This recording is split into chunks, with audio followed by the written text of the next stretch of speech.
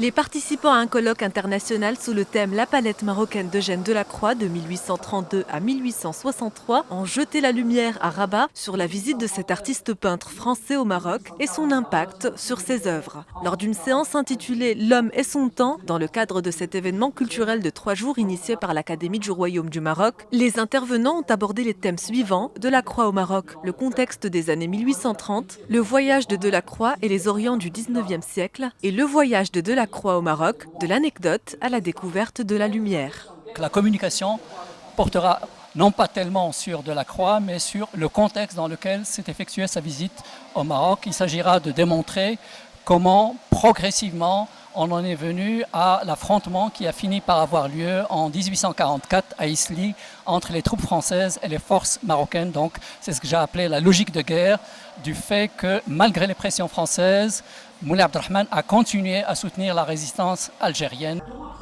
À cette occasion, 3 intervenants se sont exprimés. Madame Christine Peltre, professeure des universités et présidente du Comité français d'histoire de l'art, le professeur émérite à l'université Mohammed V à Rabat, Mohamed Kenbib, ainsi que l'écrivain et philosophe Moulim El-Aroussi.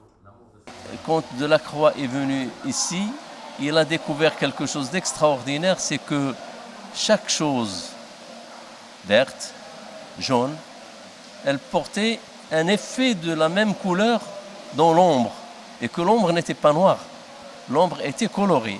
Et ça, c'est une grande découverte qui allait complètement transformer le comportement des artistes avec la couleur, et la couleur allait devenir elle-même sujet. Ce colloque propose dans une démarche pluridisciplinaire de faire découvrir au public l'œuvre et la personnalité d'Eugène Delacroix à un moment crucial de l'histoire du Maroc. Prennent part à cet événement marquant les acteurs du monde artistique du Maroc, dont des fondations, des artistes, des conservateurs de musées, des galeristes, des professeurs et chercheurs universitaires, des étudiants des beaux-arts et spécialistes d'horizons divers.